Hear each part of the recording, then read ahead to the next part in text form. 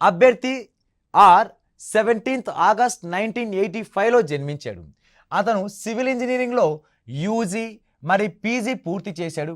Okay, గ్రాడ్యుయేషన్లో 80%. Okay, గ్రాడ్యుయేషన్లో 80% ఉంది. Age 1983 ఉన్నప్పుడే 34 age వచ్చింది. 1985 అంటే 32 సంవత్సరాలు వస్తుంది అబ్బాయికి. కాబట్టి ఏజ్ కూడా ఓకే. తర్వాత అదేవిధంగా పోస్ట్ గ్రాడ్యుయేషన్లో 75%. ఓకే, పోస్ట్ గ్రాడ్యుయేట్లో 75 రావాలి, 75 వచ్చింది. బీటెక్లో 70 రావాలి, కానీ అతను 80 వచ్చింది. Okay, satisfied.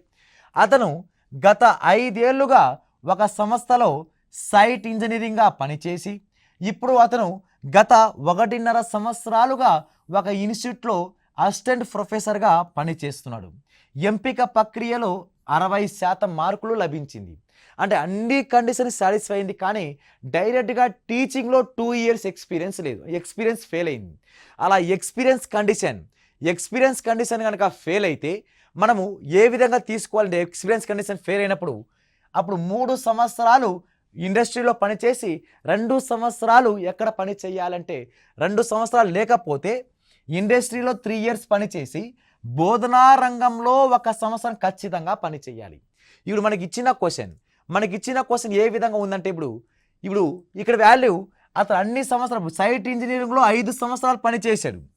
సైట్ ఇంజనీరింగ్గా 5 సంవత్సరాలు పనిచేసి టీచింగ్లో మాత్రం 1.5 సంవత్సరమే ఉంది. కాబట్టి ఇతనికి ఒక రెఫరెన్స్ పని చేయాలి, ఒక రికమెండేషన్ పని చేయాలి. అది ఎవరి రికమెండేషన్ అంటే అసోసియేట్ ప్రొఫెసర్ రికమెండేషన్ పని చేయాలి. అంటే ఇతను ఎంపిక చేయాలి, కానీ డైరెక్ట్గా ఎంపిక చేయకూడదు. అసోసియేట్ రికమెండేషన్ ద్వారా, రెఫరెన్స్ ద్వారా ఎంపిక చేయాలి అనేది మన ఆన్సర్ అవుతుంది.